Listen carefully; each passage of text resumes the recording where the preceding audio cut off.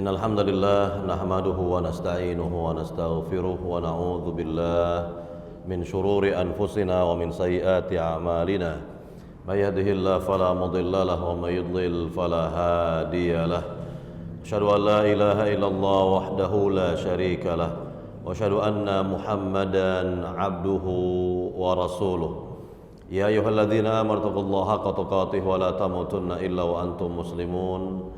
Ya ayuhan nas taqu rabbakum alladzi khalaqakum min nafsin wahidah wa khalaqa minha zawjaha wa batha minhuma rijalan katsiran wa nisaa'a wa taqullaha alladzi tasaaluna bihi wal arham innallaha kana 'alaikum raqiba.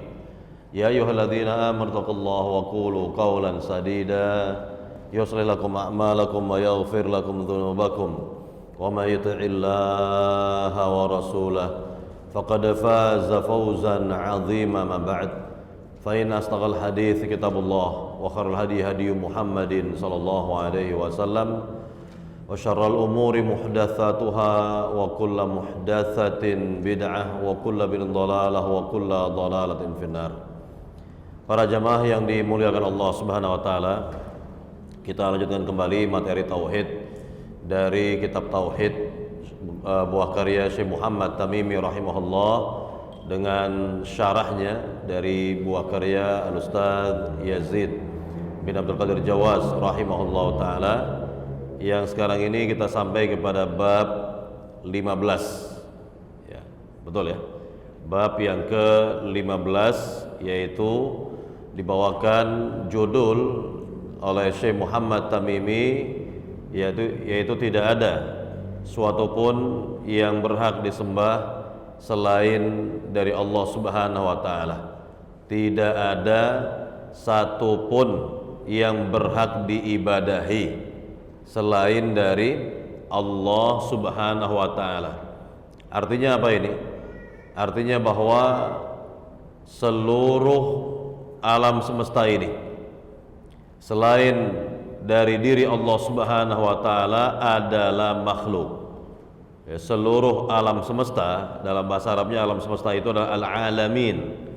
Al-alamin, maka Allah adalah Rabbul alamin, pemilik alam semesta, pencipta alam semesta, pengatur alam semesta, yang menguasai alam semesta, ya. Itulah Rabbul alamin. Maka seluruh al-alamin, alam semesta ini, selain dari diri Allah Subhanahu wa taala adalah makhluk Allah Subhanahu wa taala.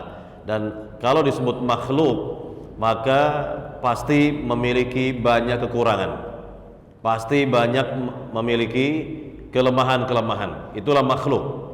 Itulah makhluk. Maka nanti kita akan lihat dalam dalil-dalil, ya, dalam dalil-dalil akan terlihat bagaimana kelemahan-kelemahan makhluk, tentang kekurangan-kekurangan makhluk, bahwa mereka adalah makhluk, bukan al-khaliq, bukanlah sang pencipta, sehingga makhluk ini tidak dapat diibadahi, tidak boleh untuk disembah atau diibadahi.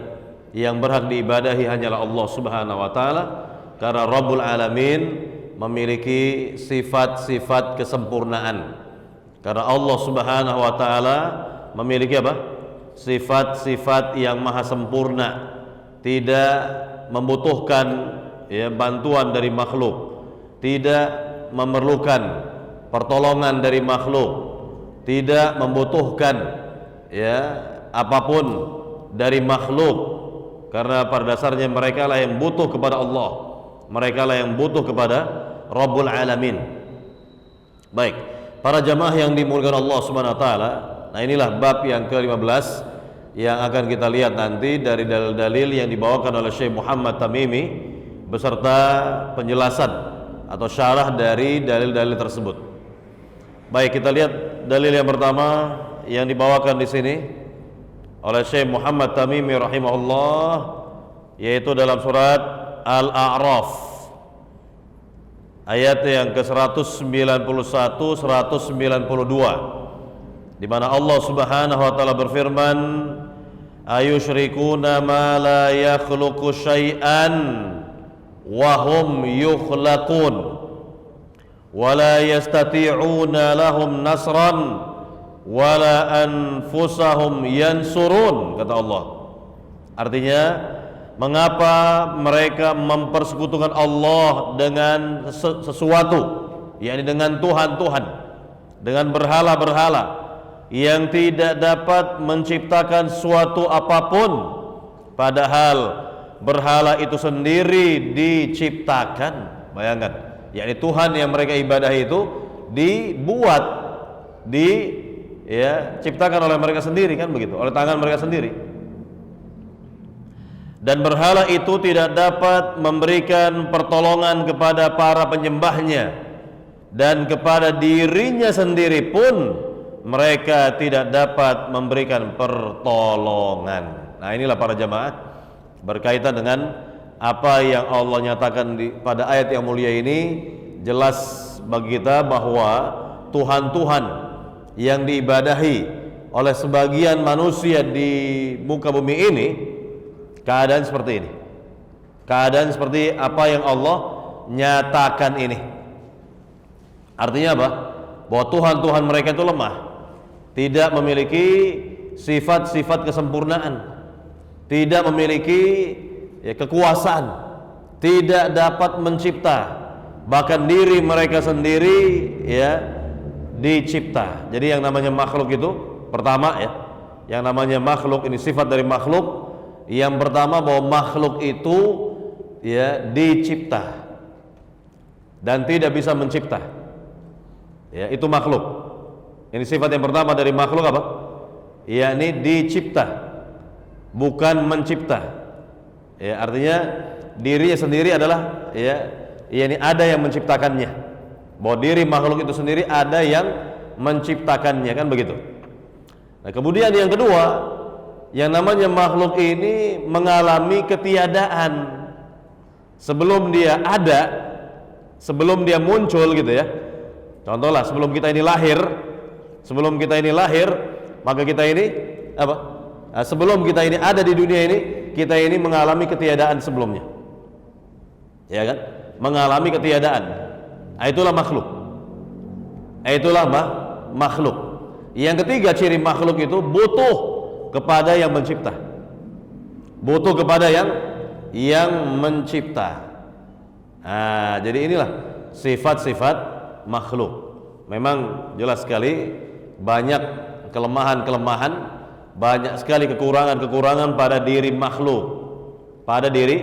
makhluk. Jadi kalau tadi dikatakan bahwa makhluk itu mengalami ketiadaan, ya kan? Sebelumnya itu mengalami ketiadaan. Nah, kelak makhluk itu pun akan mengalami apa? Yakni al-halak, kemusnahan dirinya, kematian dirinya. Kematian dirinya. Artinya bahwa makhluk itu tidak abadi. Makhluk itu tidak abadi. Dia fana. Dia akan mengalami kehancurannya. Dia akan mengalami kematiannya, kan begitu. Nah, inilah makhluk namanya. Ini makhluk seperti ini. Jadi Allah Subhanahu wa taala ingin menjelaskan bahwa makhluk itu seperti itu. Artinya bahwa Tuhan-Tuhan yang diibadahi selain dari diri Allah, itulah makhluk yang tidak berhak untuk diibadahi, yang tidak berhak untuk disembah. Makanya ayat yang pertama Allah nyatakan ayusyrikuna ma la yakhluqu syai'an wa hum yukhlaqun. Yakni mengapa mereka itu beribadah, mengapa mereka itu menyembah, atau mengapa mereka itu mempersekutukan diri Allah dengan Tuhan la yakhluqu syai'an, yang tidak dapat mencipta apapun. Bayangkan, tidak bisa mencipta apapun, kata Allah Subhanahu wa taala, wa hum yukhlaqun, sedangkan Tuhan-Tuhan itu dicipta. Ya kan, aneh ya. Kok Tuhan mereka itu dicipta? Tuhan mereka itu diadakan, dibuat sendiri oleh tangan-tangan manusia. Jadi berhala-berhala yang mereka ibadahi justru dibuat oleh tangan-tangan manusia. dipahat, ya kan? Dicetak, kalau zaman sekarang dicetak begitu dengan alat cetaknya, atau kalau batu mereka pahat begitu, kayu juga sama, dan seterusnya begitu ya. Media-media itu mereka jadikan sebagai ya penciptaan Tuhan-Tuhan mereka. Ini kan hal yang aneh. Jadi Tuhan-Tuhan mereka itu mereka ciptakan sendiri. Bahkan di antara orang, di antara manusia itu mereka berimajinasi untuk menciptakan Tuhannya masing-masing. Ya kan? Untuk menciptakan Tuhannya masing-masing. Coba antum lihat. Ya, di berbagai negeri di daerah kita ini, apakah di Bali sana ya ataupun di daerah-daerah yang lain, itu setiap rumah itu ada Tuhannya, ada berhalanya, ada patungnya, atau yang mereka anggap ada dewa-dewinya yang mereka ibadahi, yang mereka sembah. Dan anehnya, satu patung dengan patung yang lainnya berbeda rupanya, berbeda rupa, berbeda wajahnya, berbeda penampilannya. Loh, Tuhan yang mana yang harus disembah? Tuhan yang mana yang harus mereka ibadahi? Kan begitu. Ini hal yang aneh. Mereka cipta sendiri, mereka buat sendiri, lalu mereka ibadahi, mereka sembah. Nah, ini hal yang aneh. Ya. Jadi inilah yang Allah nyatakan, ayusyrikuna ma la yakhluqu syai'an wa hum yukhlaqun, kata Allah Subhanahu wa taala. Kemudian keanehan berikutnya lagi kata Allah, wala yastati'una lahum nasran wala anfusahum yansurun, yakni berhala-berhala mereka itu, Tuhan-Tuhan mereka itu tidak dapat menolong para penyembahnya. Ya, tidak dapat menolong siapa? Tidak dapat menolong para penyembahnya, dan bahkan Tuhan-Tuhan itu sendiri tidak dapat menolong diri-diri mereka sendiri. Nggak bisa. Nah, ini yang Allah nyatakan di sini, kelemahan di atas kelemahan, kelemahan di atas kelemahan. Yang sebelumnya Allah nyatakan bahwa diri mereka itu dicipta, mereka tidak bisa mencipta apapun, dan diri mereka dicipta bahkan oleh para penciptanya, para kaum jahiliyah, orang-orang musyrikin ya. Kemudian selanjutnya ditambahkan lagi oleh Allah bahwa mereka pun tidak bisa menolong para penyembahnya, dan bahkan ya Tuhan-Tuhan itu sendiri tidak bisa menolong diri mereka sendiri, tidak bisa menolong diri-diri mereka sendiri. Lihat kelemahan dan kelemahan, kelemahan di atas kelemahan. Ya. Baik, sekarang kita lihat penjelasan di sini, syarah dari ayat yang mulia ini. Dikatakan di sini Allah Azza wa Jalla mencela kaum musyrikin karena mereka menyembah bersama Allah sembahan yang tidak bisa menciptakan suatu dan tidak punya hak untuk disembah. Sembahan itu juga tidak mampu mencegah bahaya, bahkan tidak mampu melindungi dirinya sendiri dari bahaya, dari mara bahaya. Nah, ini para jamaah yang bisa kita lihat dari keterangan di sini ya, bahwa Tuhan-Tuhan tersebut jelas adalah makhluk, ya, jelas adalah makhluk. Apabila keadaannya seperti ini, maka batillah penyeruan atau penyembahan kepada mereka, karena makhluk tidak mungkin bisa menjadi sekutu bagi Khalik, sang pencipta. Sungguh yang lemah itu tidak akan menjadi sekutu bagi yang maha kuat, terlebih yang tidak ada suatu pun yang bisa melemahkannya. Nah, ini. Jadi bagaimana mungkin ya Tuhan-Tuhan yang lemah itu kok jadi sekutu? Jadi sekutu Tuhan yang maha kuasa, Tuhan yang maha esa, ya kan? Tuhan yang maha ya segalanya begitu, memiliki sifat-sifat sempurna. Bagaimana mungkin ya yang lemah itu menjadi sekutu? Ya kan, Tuhan yang maha kuat, yang maha esa, yang maha perkasa, ya nggak mungkin terjadi yang seperti ini. Ayat ini merupakan hujjah, yakni argumentasi, sekaligus dalil bagi tauhid ya uluhiyah, tauhid ibadah. Jadi kalau sudah dinyatakan bahwa Tuhan itu tidak memiliki sifat-sifat rububiyah, bayangkan ya, sifat rububiyah aja nggak ada itu, mencipta, ya kan? Bahkan dicipta dia. Ini nggak punya sifat rububiyah, sifat ketuhanan aja nggak punya. Maka bagaimana kok bisa diibadahi? Nah itu pertanyaannya. Bagaimana bisa untuk disembah? Nggak mungkin. Ya ini nggak mungkin terjadi. Tuhan memiliki bukti-bukti dari nakal, ini dari Al-Quran, dari hadis, maupun akal yang tidak dimiliki oleh selainnya, ya. Sekali lagi, maupun akal yang tidak dimiliki oleh selainnya. Tauhid rububiyah serta tauhid asma wa sifat merupakan bukti terbesar dan terkuat bagi tauhid uluhiyah. Maka Allah Subhanahu wa taala satu-satunya yang menciptakan, mengurus para hambanya, dan Allah Maha Esa dalam kesempurnaan mutlak dari segala seginya. Maka dialah satu-satunya yang berhak diibadahi, yang berhak untuk diibadahi. Nah, jadi inilah Tuhan yang sebenar-benarnya, ilah yang sebenar-benarnya, Rabb yang sebenar-benarnya, karena memang memiliki sifat-sifat rububiyah yang mutlak, ya kan, dari mencipta, mengatur alam semesta, menghidupkan, mematikan, memberikan rezeki, mutlak bagi Allah Subhanahu wa taala. Maka juga Allah yang memiliki sifat-sifat yang sempurna, ya, dari asma wa sifat, maka Allah pula yang berhak untuk diibadahi, yang berhak untuk disembah. Baik, kita lihat di sini. Termasuk bukti tauhid uluhiyah juga, yaitu dengan mengetahui sifat-sifat makhluk dan suatu yang disembah selain Allah. Karena semua yang disembah selain Allah, termasuk malaikat, manusia, pohon, batu, dan yang lainnya, semuanya sangat butuh kepada Allah Subhanahu wa taala. Jadi kita ini, ya, makhluk yang ada di alam semesta ini butuhnya kepada Rabbul Alamin, butuh kepada Allah Subhanahu wa taala. Adapun Rabbul Alamin nggak butuh kepada makhluk. Itu perbedaannya. Kita ini sebagai makhluk ya butuh kepada Sang Mencipta. Adapun Allah Sang Pencipta Al-Khaliq nggak butuh apa-apa dari para makhluk. Ya, tidak butuh apa-apa dari para makhluk. Sesungguhnya selain Allah itu lemah.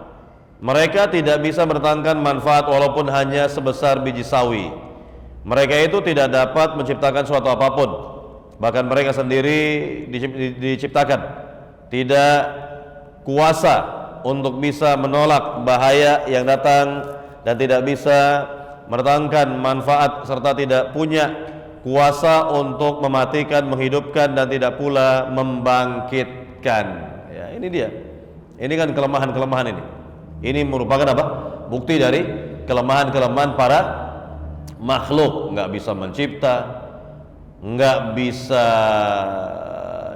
menghidupkan, mematikan, membangkitkan. Nah itu jelas, itu bukan sifat dari makhluk, atau bukanlah kekuasaan makhluk, bukanlah kekuasaan dari para makhluk. Allah yang bisa melakukan semua tadi. Allah yang maha mampu menghidupkan, mematikan, bahkan membangkitkan lagi makhluk yang tadi sudah mati, dibangkitkan kembali oleh Allah Subhanahu wa taala. Nah, ini dia. Ini berkaitan dengan kekuasaan Allah Subhanahu wa taala. Kekuasaan Allah Subhanahu wa taala. Bahkan kalau kita lihat nanti kita lihat dari hadis-hadis, nanti di akhir zaman ada makhluk yang mengaku diri sebagai Tuhan. Mengaku diri sebagai Tuhan. Itu Dajjal. Dajjal ini mengklaim diri sebagai Tuhan karena dirinya apa? Bisa menghidupkan, mematikan. Bisa menghidupkan, mematikan. Iya kan? Nah, ini diri Dajjal. Ya, Dajjal. Jadi dalam hadis misalnya di akhir zaman nanti ada pemuda dari Madinah. Ya, dia menantang Dajjal untuk mematikan dirinya dan menghidupkannya kembali. Betul. Di awal-awal bisa dilakukan oleh Dajjal, namun ditantang untuk yang kedua kali nggak bisa lagi Dajjal. Untuk membunuh orang ini, bahkan menghidupkan lagi nggak bisa. Hanya sekali kesempatannya yang diberikan oleh Allah Subhanahu wa taala. Nah, ini Dajjal yang memang Allah Subhanahu wa taala lengkapi Dajjal ini dengan kelebihan-kelebihan yang dapat menfitnah manusia. Apa kata Dajjal? Ya, Dajjal akan berkata kepada langit, "Wahai langit," katanya, "turunkan hujan." Langsung turun hujan, betul. "Wahai tanah, tumbuhkan tumbuh-tumbuhanmu." Tumbuh tanaman-tanaman, kan begitu. Nah, ini fitnahnya Dajjal di akhir zaman. Fitnahnya Dajjal di akhir zaman. Nah, kurang lebih begitu. Adapun menghidupkan kembali orang yang sudah mati, ini kita katakan propagandanya Dajjal, di mana Dajjal ini sudah bersekutu dengan jin. Bersekutu dengan apa? Dengan siapa? Dengan jin. Ya, kelak ini ada di hadis disebutkan ada seorang terfitnah ya dengan Dajjal. Apa kata Dajjal kepada orang ini? "Wahai fulan, jika saya sanggup menghidupkan kembali," lihat, menghidupkan kembali bapak ibumu yang telah mati, apakah engkau akan beriman kepadaku? Oh, tentu orang ini senang sekali ya mendapatkan ya kejutan seperti ini dari Dajjal. Ya, orang ini orang yang lemah agama tentunya, lemah imannya. Dan orang ini segera mengatakan kepada Dajjal, "Iya, saya akan beriman kepada engkau jika engkau bisa menghidupkan lagi bapak ibuku yang telah mati." Maka Dajjal perintahkan kepada dua jin untuk menjelma bapak ibu orang itu. Jadi ya, ini jin, ini permainan Dajjal, ini tipu daya Dajjal, dan sekaligus tipu daya dari jin, sehingga dua jin tersebut ya menjelma bapak ibu orang tersebut. Dan segera orang itu, si fulan tadi, beriman kepada Dajjal. Lah, ini tipu daya. Ini adalah apa? Ya, tipu daya, bukan yang sebenar-benarnya. Nggak bisa Dajjal itu menghidupkan kembali orang yang sudah mati. Nggak bisa. Ini bukan Tuhan, berarti bukan Tuhan dia. Karena Nabi sendiri mengatakan, "Inna rabbakum laisa bi'a'war fima ma'nah." Sungguhnya Rabb kalian itu bukanlah Tuhan yang picek. Karena Dajjal itu picek, matanya cuma satu yang bisa melihat. Ya, cuma satu yang bisa melihat. Begitu. Nah, jadi jelas ini bukan Tuhan. Ya, keliru. Kalau orang-orang nanti di akhir zaman menganggapnya sebagai Tuhan selain Allah Subhanahu wa taala, yang pada dasarnya dia lemah. Dajjal ini lemah sekali. Bagaimana lemahnya? Yaitu nanti ketika berhadapan nanti dengan Nabi Isa, bagaimana? Akan lumer dia. Tubuhnya itu lumer, habis. Ya, mati dia. Dengan pandangan Nabi Isa alaihissalam, dipandang dari jauh saja dari mata Nabi Isa itu, ya, lumerlah Dajjal. Nah, ini mati dia. Nah, ini lemah sekali dia. Ini bukan makhluk, bukan Tuhan, tapi makhluk. Dia adalah makhluk dari makhluk Allah Subhanahu wa taala. Baik, para jamaah yang dimuliakan Allah Subhanahu wa taala, kita lanjutkan lagi di sini. Allah Azza wa Jalla yang menciptakan seluruh makhluk, yang memberi rizki, mengurus segala urusan, mendatangkan manfaat, menolak bahaya, yang memberi serta yang menahan pemberian. Di tangannya kekuasaan segala sesuatu, hanya kepadanya kembali segala sesuatu, dan dialah yang dituju, yang diminta, dan segala sesuatu tunduk kepada Allah Subhanahu wa taala. Nah, jadi ini keterangan ya, bagus sekali keterangan di sini. Kemudian kita lihat faedah-faedahnya, pelajaran-pelajaran berharga dari dalil tersebut. Yang pertama, bantahan terhadap kesyirikan sampai ke akar-akarnya. Karena syirik itu tidak lain merupakan ketergantungan kepada makhluk yang lemah, begitu. Makanya yang kita baca dari surat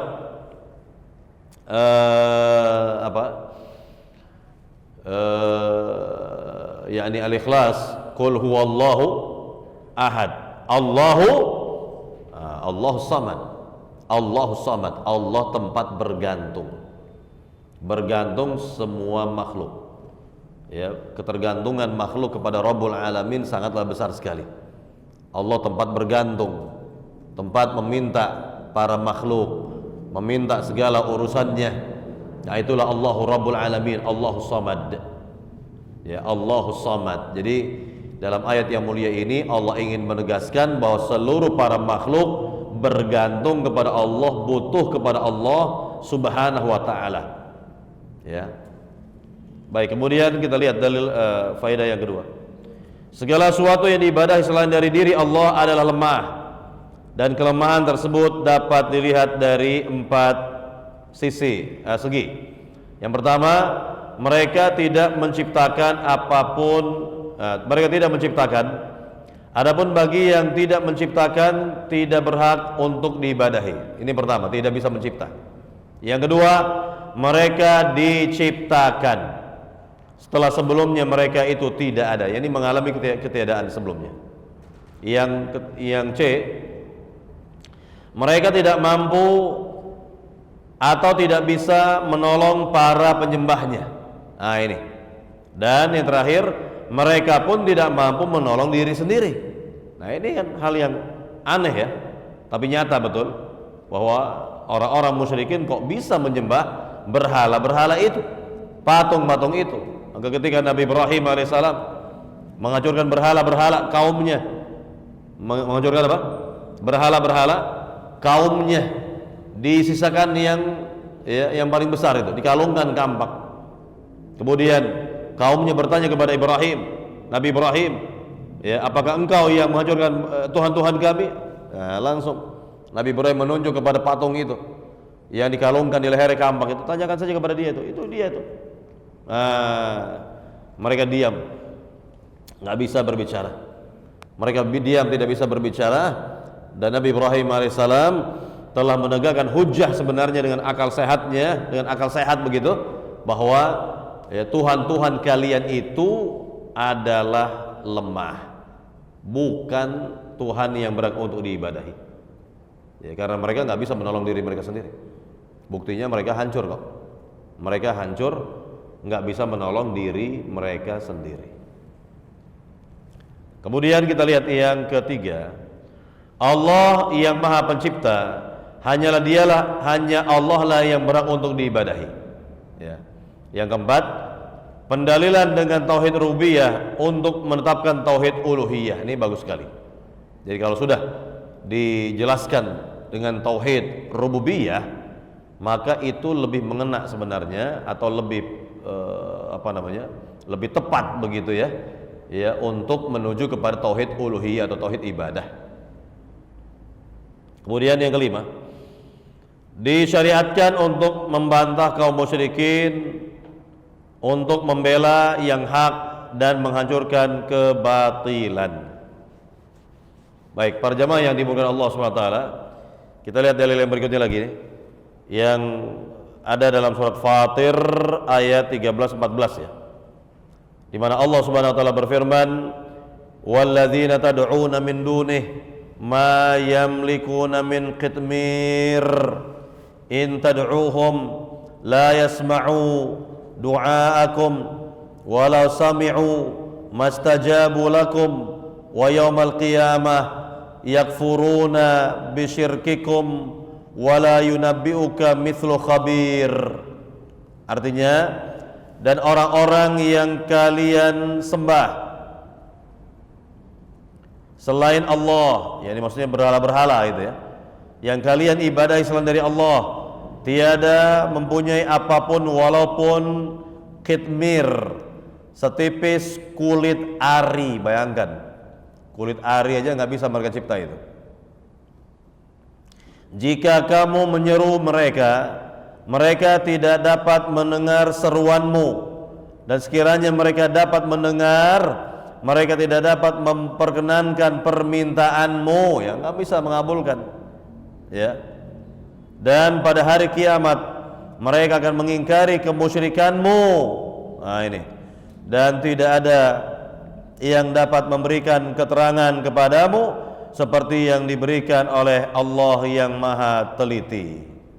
Nah, lihat oleh para jemaah, dalam ayat yang mulia ini Allah bongkar lagi kelemahan Tuhan-Tuhan itu, kelemahan berhala-berhala itu, apapun ya yang disembah oleh sebagian manusia di zaman sekarang, bahkan intinya selain dari diri Allah, apakah ya bentuknya itu batu, ini berhala itu, ataukah bentuknya pohon, kayu, atau apa saja yang mereka sembah, yang mereka ibadahi, yang mereka jadikan sebagai Tuhan selain dari Allah, maka mereka itu, kata Allah, tidak dapat mencipta apa? Mencipta apa? Kitmir. Ya, kitmir ini kulit ari, kulit yang tipis. Ya, kulit yang tipis. Kalau misalnya para jamaah makan buah kurma, itu ada kulit ari, kulit yang sangat tipis yang membungkus ya biji kurma. Yang membungkus biji kurma. Itu tipis sekali itu. Nah, bisa diperhatikan deh ya. Kalau makan buah kurma itu, nah itu adalah kitmir, bagian atau termasuk dari kulit ari lah, yang sangat tipis begitu. Nah, itu saja tidak bisa mereka cipta. Itu tidak bisa mereka cipta, apalagi yang lain. Jadi Allah Subhanahu wa taala ingin ya merendahkan. Allah Subhanahu wa taala ingin yakni menghinakan Tuhan-Tuhan seperti itu, menghinakan mereka kaum musyrikin, bahwa apa yang kalian sembah itu nggak bisa berbuat apa-apa, nggak bisa mencipta kulit ari yang tipis, nggak bisa. Ya, nggak bisa berbuat yang demikian. Itu hanya Allah Subhanahu wa taala yang maha mampu menciptanya. Nah, ini sudah merupakan yakni kelemahan dari apa yang Allah nyatakan di sini, bahwa Tuhan itu sangat lemah sekali. Ya, sangatlah lemah sekali. Nah, kemudian yang kedua, lihat bahwa mereka itu nggak bisa mendengar permintaan kalian. Nah, kalaupun Tuhan itu bisa mendengar, maka tidak dipastikan tidak bisa mengabulkan permintaan, kan gitu? Nggak bisa, nggak bisa yakni mendengar. Kalaupun bisa mendengar, ya nggak bisa memenuhi apa yang diminta oleh para penyembahnya, iya kan? Nah, kelak di akhirat, bahwa Tuhan itu akan mengingkari, akan apa? Mengingkari para penyembahnya itu, diingkari. Bahkan kalau ada di antara orang musyrik sebagai ahli membuat patung, ingat ya, ahli membuat berhala, nanti di akhirat akan disuruh untuk meniupkan ruh kepadanya. Atau dalam riwayat yang lain, ketika patung itu diberi ruh oleh Allah dan menjadi hidup, maka akan disiksa dia melalui ya patung yang pernah ia cipta di dunia, yang ternyata di akhirat telah diberikan ruh oleh Allah yang dapat menyiksa ya orang yang memahatnya dahulu di dunia itu. Bayangkan sampai seperti itu jemaah. Sampai seperti itu ya, yakni hukuman yang akan diberikan kepada mereka ini, kepada orang-orang seperti ini, di mana mereka menandingi ya ciptaan Allah Subhanahu wa taala, menandingi ciptaan Allah Subhanahu wa taala. Baik, kita lihat syarah dari ayat yang mulia ini para jamaah. Allah Azza wa Jal mengabarkan tentang keadaan makhluk yang diseru selainnya dari kalangan malaikat, para nabi, patung-patung dan yang lainnya yang menunjukkan kelemahan dan ketidakmampuan mereka. Juga tidak ada pada mereka syarat-syarat yang harus ada pada yang diseru atau diibadahi, yaitu memiliki apa-apa yang diminta darinya, mendengar dan tidak mampu mengabulkan doa. Jika satu syarat tidak ada, batalah penyembahan ini. Bagaimana jika seluruhnya tidak ada? Jadi kalau ingin menjadi Tuhan itu harus memiliki syarat-syarat yang sangat berat. Nah, yang ternyata syarat-syarat yang berat itu nggak ada dimiliki oleh Tuhan-Tuhan itu, kan begitu? Iya kan? Syarat-syarat yang berat tadi nggak bisa dipenuhi oleh Tuhan-Tuhan itu, nggak bisa. Inilah yang aneh. Inilah yang aneh. Bahkan kita lihat di antara manusia mengaku diri sebagai Tuhan, kan? Fir'aun, lihat Fir'aun. Ya, mengklaim sebagai Tuhan selain dari diri Allah Subhanahu wa taala, sehingga disembah, diibadahi oleh bangsa Kipti, orang-orang Mesir. Ya, bangsa Kipti yakni orang-orang Mesir.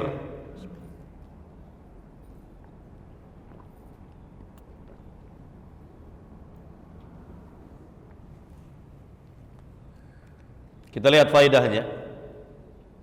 Yang pertama, dalil yang pasti serta bukti yang jelas dan menjelaskan kerusakan syirik, bahwasanya sembahan selain Allah Azza wa Jalla tidak mampu memberikan manfaat atau menolak bahaya, baik di dunia maupun di akhirat. Sudah pasti ini.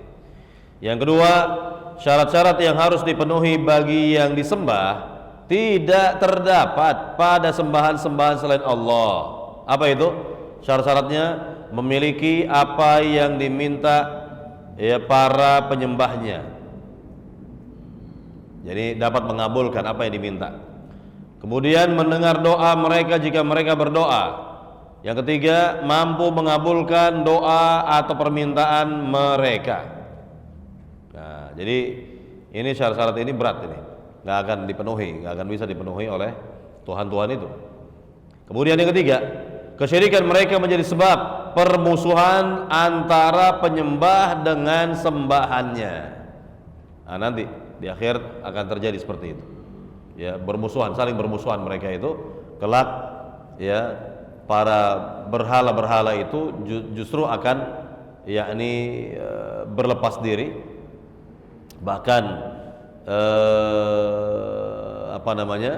bisa saja dengan izin Allah Subhanahu wa taala menyiksa para penyembahnya. Yang keempat, akidah dibangun di atas bukti dan keyakinan, bukan di atas prasangka dan dugaan serta taklid buta. Jadi nggak mungkin yang namanya keyakinan itu atau akidah itu ya berasal dari prasangka misalnya, atau yang sejenisnya lah. Nggak mungkin berasal dari itu semua. Maka kita lihat kalau akidah Islam itu berasal dari ya Al-Quran, hadits Nabi yang sahih, ya, dan ijma para sahabat yang semuanya itu melahirkan keyakinan dan keimanan. Keyakinan dan keimanan gitu ya. Yang kelima, ilmu pengetahuan harus diambil dari sumber yang benar. Terakhir, hanya Allah lah yang mengetahui akibat segala perkara. Ya, baik. Kemudian kita lihat ya. Ini dalil yang berikutnya lagi, yang ketiga sekarang dari hadis Nabi SAW. Diriwayatkan dalam Sahih Bukhari Muslim dari sahabat Anas bahwa Rasulullah SAW pada perang Uhud patah salah satu giginya, yang copot salah satu gigi beliau dan kepala beliau terluka. Maka beliau mengusap darahnya sambil bersabda, "Kaifa yuflihu qaumun syajju nabiyahum wa kasaru rubaiyatah wa huwa yad'uhum ila Allah fa anzalallahu azza wa jalla laisa laka minal amri syai'un," kata Allah Subhanahu wa taala. Ya. Jadi kata Nabi dalam artinya, bagaimana mungkin beruntung satu kaum, ini orang-orang musyrikin, ini orang-orang kafir Quraisy yang telah melukai Nabi mereka, mematahkan gigi nabinya, ya. Padahal Nabi tersebut telah berdakwah kepada agama Allah. Lalu turunlah ayat dalam surat Ali Imran ini, laisa laka minal amri syai'un, tidak ada sedikit pun campur tanganmu dalam urusan mereka itu. Yakni ayat ini memang sebagai teguran bagi Nabi bahwa yang namanya hidayah itu di tangan Allah. Hidayah di tangan Allah Subhanahu wa taala. Tugas Nabi hanya menyampaikan, mendakwahkan saja, begitu. Adapun mereka tidak dapat hidayah, yaitu urusan Allah. Mereka tidak masuk Islam, itu urusan Allah Subhanahu wa taala. Jadi urusan Nabi hanya mendakwahkan saja. Nah, ini peristiwa ini kapan terjadi perang Uhud? Kapan jemaah? Kapan terjadi perang Uhud? Tahun ketiga Hijriyah.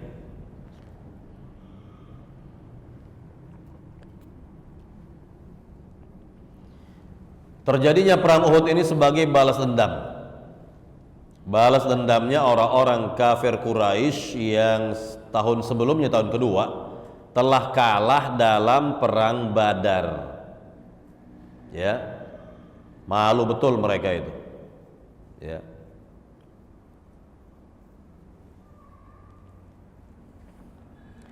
Baik, para jemaah yang dimuliakan Allah SWT, kita lihat syarah dari hadis yang mulia ini. Anas bin Malik radhiyallahu ta'ala an mengabarkan kepada kita bahwasanya pada perang Uhud kepala Nabi terluka sampai berdarah dan di antara gigi Nabi patah, maka beliau menganggap jauh keislaman kaum musyrikin itu tatkala Rasulullah SAW melihat permusuhan dan perbuatan mereka yang melampaui batas, maka Allah menurunkan ayat ini, laisa laka minal amri syai'un, gitu ya. Menurunkan ayat yang mulia ini. Ayat ini menjelaskan jalan yang harus ditempuh beliau, bahwa taubat, yakni masuk Islamnya orang-orang musyrikin itu, atau mereka akan ditimpa azab karena tidak masuk Islam, semuanya diserahkan kepada Allah Azza wa Jalla tanpa selainnya. Ya, artinya ini mutlak urusan Allah Subhanahu wa taala. Jadi kalau Allah ingin mengazab mereka, Allah ingin memberikan hidayah kepada mereka, itu urusan Allah Subhanahu wa taala. Enggak ada urusan manusia dalam hal ini, tidak ada. Bukan urusan Nabi Muhammad SAW untuk memberikan hidayah atau mengazab mereka misalnya, bukan urusan Nabi. Namun ini urusan Allah Subhanahu wa taala. Lihat, yakni Nabi yang paling mulia, Nabi Sallallahu Alaihi Wasallam, Nabi yang paling mulia, Rasul yang paling mulia saja tidak bisa yakni memberikan hidayah taufik kepada orang-orang di masanya, kepada manusia-manusia di masanya.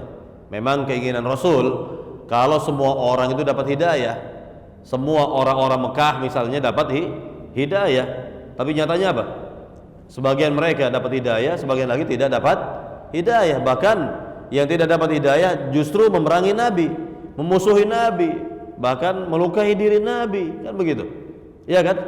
Melukai diri Rasul Shallallahu Alaihi Wasallam. Nah, ini bisa kita perhatikan pelajaran yang sangat berharga di sini, bahwa al hidayatu biyadillah, hidayah itu di tangan Allah Subhanahu Wa Taala. Bahkan Nabi sempat mendoakan keburukan bagi tokoh-tokoh kafir Quraisy yang kelak ternyata Allah beri hidayah.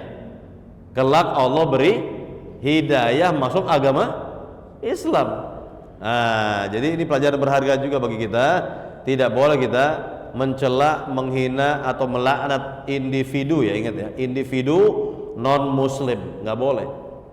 Ya, kita nggak tahu akhir perjalanan hidupnya, akhir dari kehidupannya. Boleh jadi di akhir kehidupannya Allah beri hidayah masuk Islam, masuk agama Islam.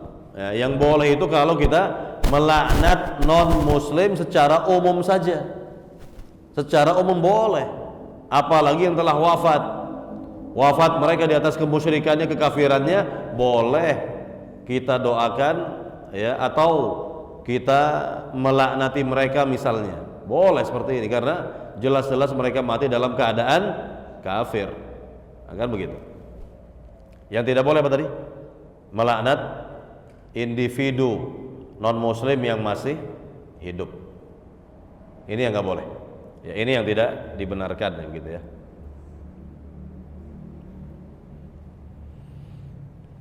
Faedah, kita dengarkan. Dalil mengenai rusaknya kesyirikan kepada wali-wali dan orang saleh. Rasulullah SAW tidak punya kekuasaan sama sekali tentang urusan kaum musyrikin, maka selain beliau tentu lebih tidak berkuasa, begitu ya. Yang kedua, para nabi alaihi wassalam adalah manusia biasa yang terkena penyakit, luka, dan ujian-ujian lainnya. Jadi para nabi itu memang manusia-manusia pilihan, betul. Tetapi para nabi itu sama dengan orang lain dalam artian nggak punya ilmu kebal, betul nggak? Nggak ada, para nabi itu punya ilmu kebal. Lihat Rasulullah SAW, manusia yang paling mulia, Rasul yang paling mulia, bahkan beliau terluka-luka pada perang Uhud, ya pada perang Uhud begitu. Nah, jadi ini menunjukkan bahwa beliau tidak punya ilmu kebal, nggak punya ilmu kebal, ya.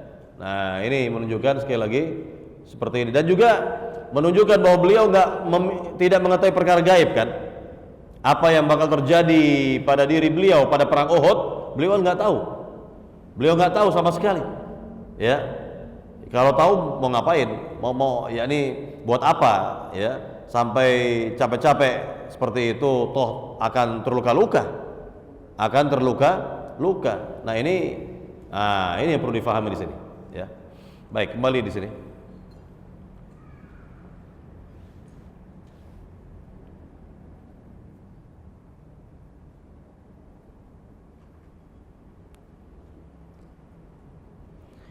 Sakit dan ujian yang menimpa para nabi alaihi wassalam adalah untuk melipat gandakan pahala mereka. Jadi mereka pun mendapat ujian, ya. Dan ujiannya para nabi itu lebih berat, para jamaah, lebih berat. Kenapa? Karena Nabi yang mulia sallallahu mengatakan apa? Asyadun nasi balaan al-anbiya, thummal amsal fal amsal. Seberat-berat ujian itu yang diterima oleh para nabi, lalu orang-orang di bawahnya dan orang-orang di bawahnya lagi, begitu. Kemudian yang berikutnya lagi, penyakit-penyakit dan ujian-ujian yang menimpa para nabi juga ditujukan agar umat mereka mengetahuinya sehingga dapat meneladani mereka dalam bersabar menanggung ujian dan bahaya di jalan dakwah. Jadi kalau kita menyadari bahwa para nabi itu diuji dalam dakwahnya, apalagi kita, ya bersabar. Kan ini banyak nih, ya, di zaman sekarang ini, ya, orang-orang itu mengeluh. Orang-orang apa? Mengeluh, Ustadz, ya, saya begini, ya, itu belum ada apa-apanya. Ujian yang kita terima itu belum ada apa-apanya dari apa yang diterima oleh para nabi, diterima oleh Rasulullah SAW. Kan begitu. Hendaknya kita bersabar. Bersabar. Ya, kalau kita dihina, Nabi juga dihina kan? Ya kan? Nabi juga mendapat hinaan, bahkan lebih dari itu. Begitu.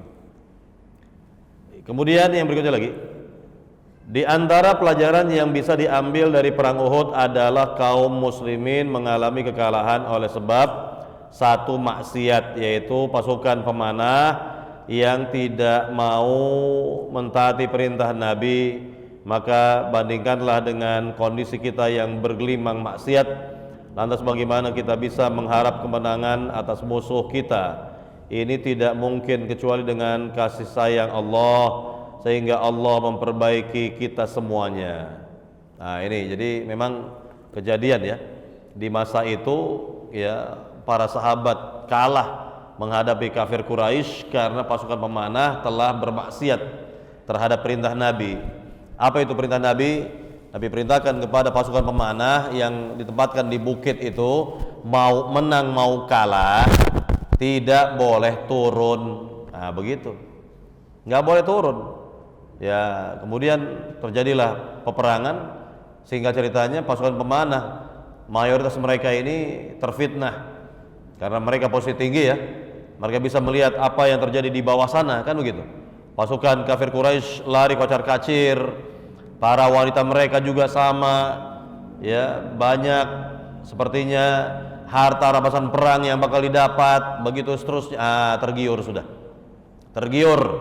Maka mayoritas mereka turun dari bukit, namun telah diperintah oleh komandan pasukan pemanah ini, ya tetap saja mereka beranggapan, oh ini perang telah berakhir, umat Islam telah menang. Padahal mereka lupa di bawah sana ada pasukan berkuda kafir Quraisy yang dipimpin oleh Khalid bin Al-Walid dan Ikrimah bin Abi Jahal yang ketika itu belum masuk Islam. Nah, ini musibahnya di sini. Ya, karena mereka turun tidak mentaati perintah Nabi, akhirnya pasukan kuda kafir Quraisy ya, yakni istilahnya menyerang dari belakang. Menyerang dari arah belakang begitu. Sehingga habislah, kocar-kacirlah kaum muslimin ya. Kalahlah umat Islam dalam perang Uhud ini. Begitu, singkatnya begitu. Jadi memang itulah berkaitan dengan ya ketidaktaatan seorang kepada nabinya akan mengalami kelemahan, bahkan kehinaan dan seterusnya begitu ya. Yang berikutnya, wajibnya mengikhlaskan ibadah kepada Allah semata, karena tangannya segala urusan berada. Yang berikutnya, disyariatkannya bersabar dan menanggung ya gangguan serta bahaya dalam berdakwah di jalan Allah. Yang terakhir, larangan berputus asa dari rahmat Allah meskipun manusia berbuat ya berbagai maksiat yang selain dari syirik ya. Baik, sekarang kita lihat ya, ini menegaskan lagi dari hadis yang sebelumnya, hadis dari sahabat Ibnu Umar, dikatakan annahu sami'a Rasulullah sallam idza rafa'a ra'sa min ar-ruku' fi ar-rak'atil akhirah min al-fajr yaqul Allahumma al'an fulanan wa fulanan wa fulanan ba'da ma yaqul sami'a Allahu liman hamidah Rabbana walakal hamd fa anzalallahu laisa laka min al-amri syai'un. Ini penjelasan saja dari yang sebelumnya begitu ya. Yani Ibnu Umar mendengar Rasulullah SAW setelah terluka di bagian kepala dan gigi taringnya ya, sewaktu perang Uhud berdoa tatkala mengangkat kepalanya dari ruku pada rakaat yang terakhir dalam salat subuh ya, ya Allah laknatilah si fulan, si fulan dan si fulan begitu. Nah, baru turun ayat yang tadi, laisa laka minal amri syai'un. Laisa laka minal amri syai'. Engkau tidak memiliki apapun ya dalam urusan seperti ini, tidak memiliki campur tangan apapun dalam urusan seperti ini, kata Allah Subhanahu wa taala. Nah, kemudian di dalam riwayat yang lain dikatakan sini, yad'u ala Safwan bin Umayyah wa Suhail bin Amr wal Harith bin Hisham fanazalat laisa laka minal amri syai'un. Jadi Nabi mendoakan keburukan untuk siapa? Safwan bin Umayyah, Suhail bin Amr, Al Harith bin Hisham, begitu para jamaah. Ya, kita dengarkan syarah dari riwayat ini. Abdullah bin Umar radhiyallahu taala anhuma mengabarkan bahwasanya dia pernah mendengar Rasulullah SAW mendoakan keburukan dalam sholat terhadap beberapa orang dari tokoh kafir Quraisy yang telah menyakiti beliau, ya, sallallahu alaihi wasallam pada waktu terjadinya perang Uhud. Maka Allah turunkan ayat laisa laka minal amri syai'un. Lalu Allah memberikan taubat kepada orang-orang yang mendapat doa Nabi tadi. Jadi Safwan bin Umayyah dan dua temannya itu ternyata dapat hidayah. Ya, kelak dapat hidayah Allah Subhanahu wa taala begitu ya. Baik. Kemudian kita lihat faedahnya. Di dalam hadis ini terkandung makna la ilaha illallah, karena miliknya segala urusan. Dia memberikan petunjuk kepada siapa saja.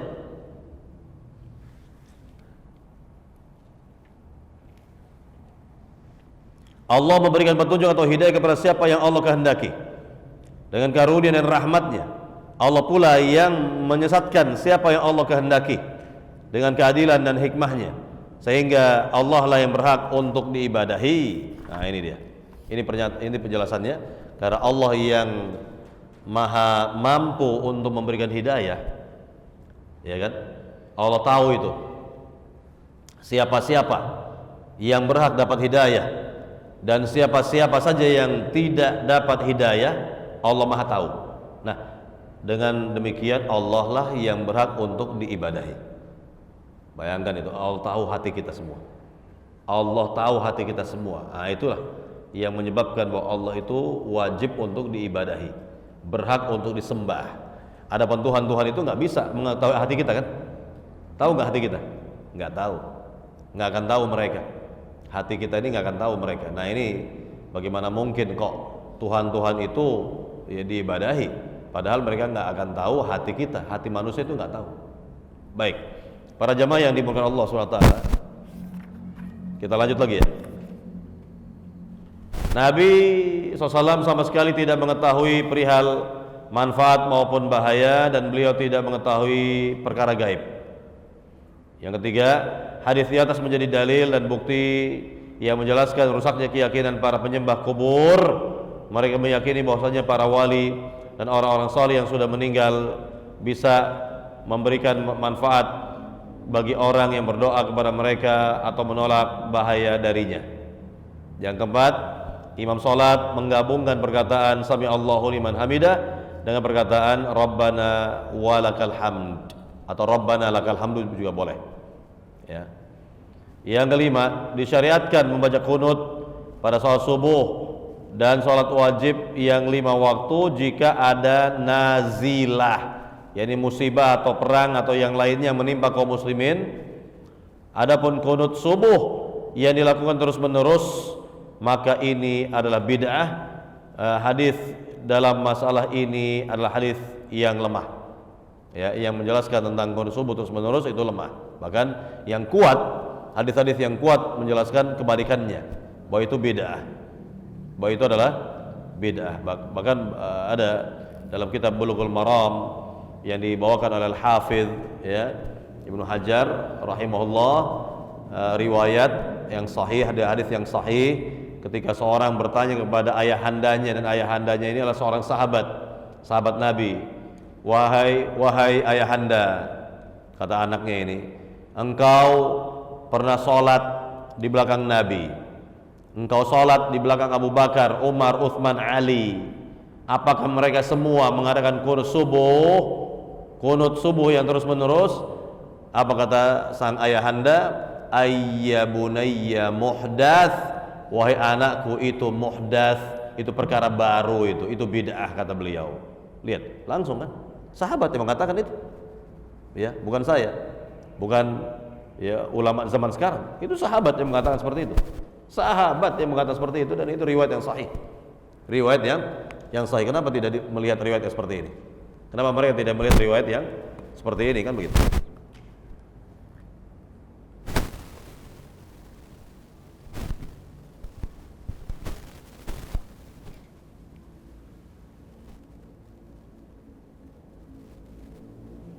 Kemudian penetapan bahwa Al-Quran adalah diturunkan dari si Allah, bukan makhluk, ia merupakan keyakinan Ahlussunnah wal Jamaah. Yang ketujuh, bolehnya mendoakan keburukan untuk kaum musyrikin dalam sholat ya, dalam sholat, yakni pada rakaat yang terakhir ya, bangkit dari ruku ya, sami Allahu liman hamidah ya, Rabbana walakal hamdu, kemudian membaca kunut ya, nazilah.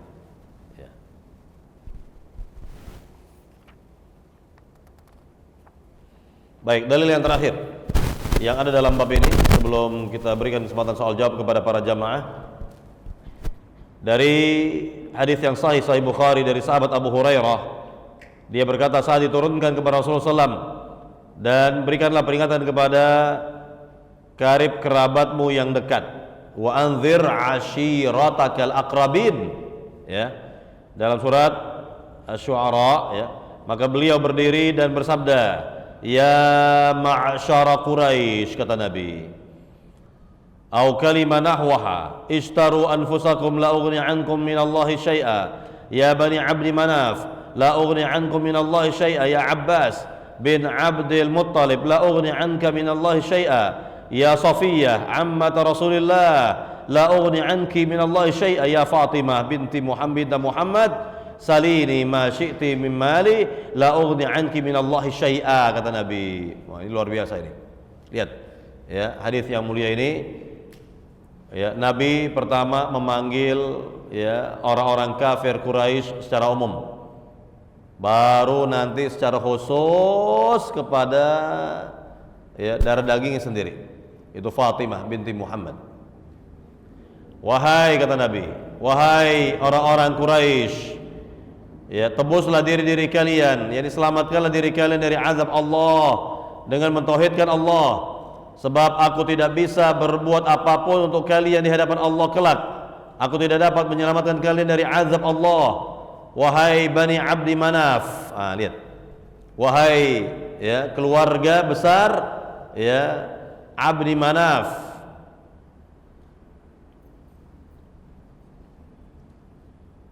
aku tidak dapat berbuat apapun untuk kalian di hadapan Allah kelak.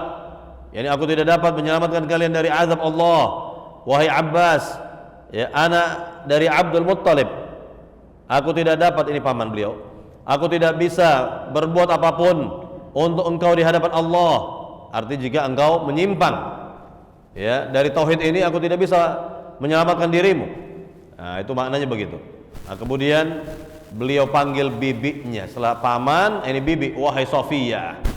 Nah, wahai Sofiyah, bibi Rasulullah, aku tidak bisa berbuat apapun untuk engkau di hadapan Allah. Yakni jika engkau menyimpang dari tauhid, itu maknanya. Enggak bisa berbuat apapun jika engkau menyimpang dari tauhid ini. Ya. Wahai Fatimah, lihat terakhir, wahai Fatimah, ya, yakni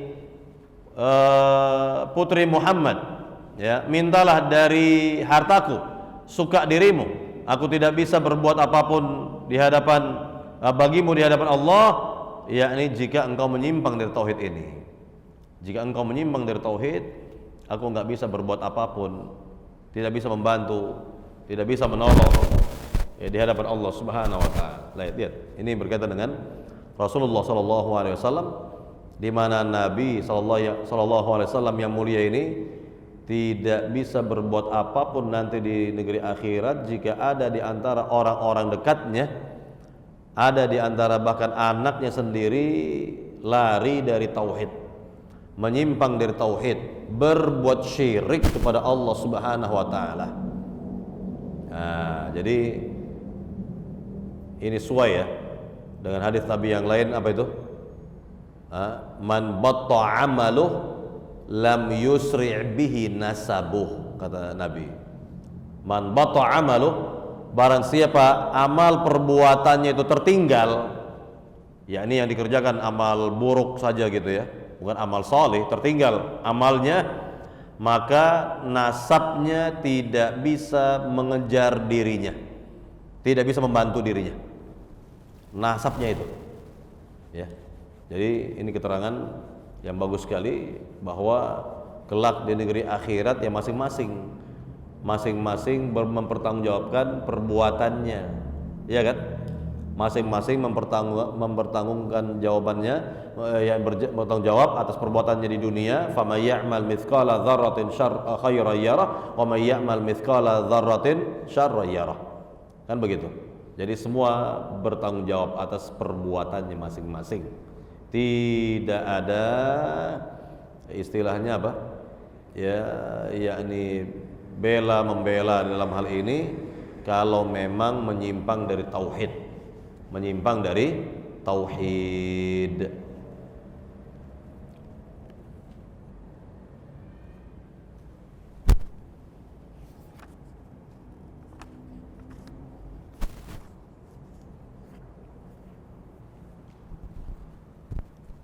Jadi tidak dibenarkan kalau di zaman sekarang ini ada orang mengaku tuh si fulan sudah punya tiket surga. Punya tiket surga. Nah, ini kan aneh, tapi nyata ya. Tapi nyata betul. Syarah ya. Abu Hurairah ya mengabarkan tentang apa yang dilakukan Rasulullah SAW ketika Allah memerintahkan di dalam kitabnya yang mulia untuk memberi peringatan kepada kerabat-kerabat beliau, bahwasanya beliau betul-betul melaksanakan perintah tersebut. Beliau menyuruh semua orang Quraisy, juga menyuruh pamannya, bibinya, serta anak perempuannya. Beliau lantas memperingatkan mereka secara khusus dan memerintahkan mereka untuk menyelamatkan diri masing-masing dari azab Allah dengan cara mentauhidkan Allah dan mentaati Allah. Beliau menyampaikan bahwa beliau tidak bisa melindungi mereka dari azab Allah sedikit pun jika tidak beriman, jika tidak bertauhid. Ya, maka semata-mata kedekatan hubungan kekerabatan mereka dengan Rasulullah SAW tidaklah bermanfaat bagi mereka tanpa keimanan, ya tanpa tauhid, nggak mungkin. Ya, kalau memang ada yang berbuat syirik, bagaimana mungkin walaupun dia adalah anaknya sendiri, ya, anaknya sendiri, maka Nabi nggak bisa membantunya. Apalagi kalau sudah jauh jaraknya, walaupun ngaku-ngaku sebagai keturunan Nabi, nggak ada, ya, nggak ada seperti ini di akhirat, ya, tidak ada, ya. Faedah bantahan terhadap orang-orang yang bergantung kepada Nabi SAW dan orang-orang salih, serta berharap agar mereka memberi syafaat dan bertetangkan atau menolak bahaya, karena Nabi sendiri menegaskan tidak mampu menolak bahaya dari karib kerabatnya. Yang kedua, ketergantungan terhadap kemuliaan nasab dan nenek moyang tidak akan bermanfaat di sisi Allah. Yang bisa memberikan manfaat di sisi Allah adalah mentauhidkan Allah, ikhlas dalam beribadah kepadanya, tidak ada sekutu baginya, mentaati perintahnya dan menjauhi larangannya. Itulah yang bisa menyelamatkan seorang dari azab Allah Subhanahu wa taala. Kemudian bantahan terhadap orang-orang yang mengandalkan kekerabatan mereka dengan Rasulullah SAW, seperti orang-orang yang mengaku bahwa mereka keturunan Rasulullah SAW dan yang lainnya tanpa disertai iman dan amal salih serta akidah yang benar. Yang keempat, kalau Nabi Muhammad SAW tidak dapat menolong putrinya Fatimah dari azab Allah, apalagi dari keturunan Fatimah, ya gitu. Apalagi kalau sudah jauh jaraknya, sudah sangat jauh sekali jaraknya, nah bagaimana mungkin, ya, yakni akan dapat ditolong gitu ya. Karena Nabi saja tidak bisa menolong putrinya, darah dagingnya, kalau memang, ya, menyimpang misalnya. Kemudian yang dapat menolong seorang dari azab Allah adalah iman yang benar, tauhid yang ikhlas, amal salih yang sesuai dengan tuntunan Nabi SAW, ketaatan kepada Allah dan Rasulnya, dan menjauhkan kesyirikan, ya, bid'ah dan maksiat. Kemudian yang paling dekat dengan Rasulullah SAW adalah orang yang paling taat kepada beliau, bukan semata-mata karena kekerabatan dengan beliau saja. Betul, ya, kalau seorang jelas merupakan kerabatnya Nabi atau ahlul bait, memang wajib dimuliakan, wajib dihormati, tapi dia sendiri juga harus tahu siapa dirinya, kan gitu, ya kan? Kalau dikatakan kerabat Nabi, maka harus menjaga akidahnya, menjaga agamanya, menjaga manhajnya, kan begitu, ya, berada di atas tauhid, berada di atas sunnah Nabi, berada di atas manhaj, ya, Nabi, kan begitu, bukan keluar, bukan menyimpang dari ajaran Nabi SAW. Ya, ini kebanyakan atau ada di antara mereka yang memang menyimpang dari ajaran Nabi, tapi ngakunya apa? Keturunan Rasulullah SAW, dzurriyyah, ya, beliau SAW. Sikap bersegera dari Nabi SAW dalam melaksanakan perintah Allah dan menyampaikan tugas kerasulan, ya. Kemudian Al-Quran adalah kalamullah yang diturunkan dari sisi Allah, bukan makhluk. Inilah keyakinan Ahlussunnah wal Jamaah. Kemudian yang terakhir, tidak boleh meminta kepada seorang hamba kecuali yang dia mampu, kecuali yang mampu untuk dilakukannya. Kemudian yang terakhir dari buku ini, kandungan bab ini ada 13, ya, kandungan. Yang pertama, tafsiran kedua ayat tersebut di atas, sudah kita jelaskan. Kisah perang Uhud sudah dijelaskan juga. Rasulullah SAW, pemimpin para rasul, dalam sholat subuh, ya, telah melakukan kunut nazilah, sementara para sahabat yang berada di belakang beliau mengucapkan amin. Orang-orang yang beliau doakan dengan kecelakaan adalah orang-orang kafir. Yang kelima, orang-orang kafir itu telah berbuat hal yang tidak dilakukan oleh kebanyakan orang kafir. Mereka melukai Nabi SAW, mereka berambisi untuk membunuh beliau bahkan, serta mereka merusak tubuh para korban yang terbunuh, padahal korban yang terbunuh adalah anak kerabat mereka sendiri. Kemudian tentang perbuatan mereka itu orang-orang kafir, Allah telah menurunkan firman-Nya kepada beliau SAW, tidak ada sedikit pun campur tanganmu dalam urusan mereka, laisa laka minal amri syai'un. Yang ketujuh, Allah Ta'ala berfirman dalam surat Ali Imran ayat 128 yang artinya atau Allah menerima taubat mereka atau mengazab mereka. Kemudian Allah pun menerima taubat mereka dengan masuknya mereka ke dalam agama Islam dan menjadi orang-orang yang beriman. Ya. Yang kedelapan, melakukan kunut nazilah, yaitu kunut yang dilakukan ketika berada dalam keadaan mara bahaya. Yani di antara kaum muslimin tertindas, terdolimi, ya, diperangi begitu ya. Nah, ini umat Islam yang lain hendaknya melakukan kunut nazilah. Yang kesembilan, menyebutkan nama-nama beserta nama-nama orang tua mereka yang didoakan terlaknat dalam sholat, tidak membatalkan sholat. Ya. Dibolehkannya melaknat orang-orang kafir tertentu dalam kunut.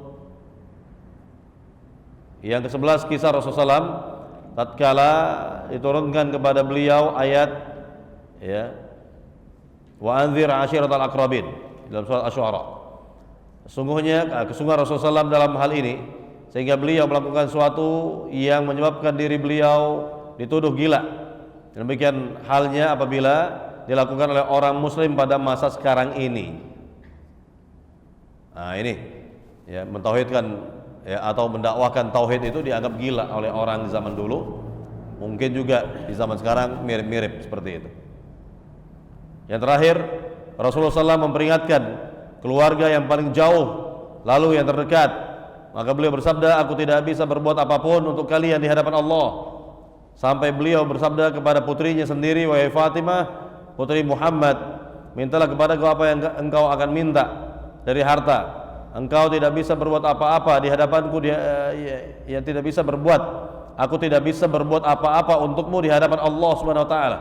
Apabila beliau telah memaklumatkan secara terang-terangan, padahal beliau merupakan pemimpin para rasul, bahwa beliau sedikit pun tidak bisa menyelamatkan putrinya sendiri, ya, dari azab Allah, wanita yang mulia sealam ini, dan orang pun mengimani bahwa beliau tidak mengatakan kecuali yang hak.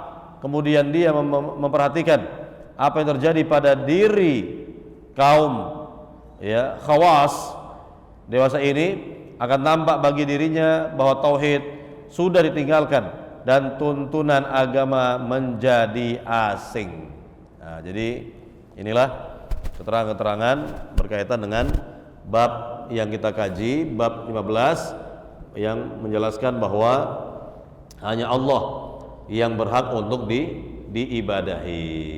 Baik para jamaah, silakan jika ada pertanyaan dari bab ini atau bab-bab sebelumnya boleh ya dipersilakan.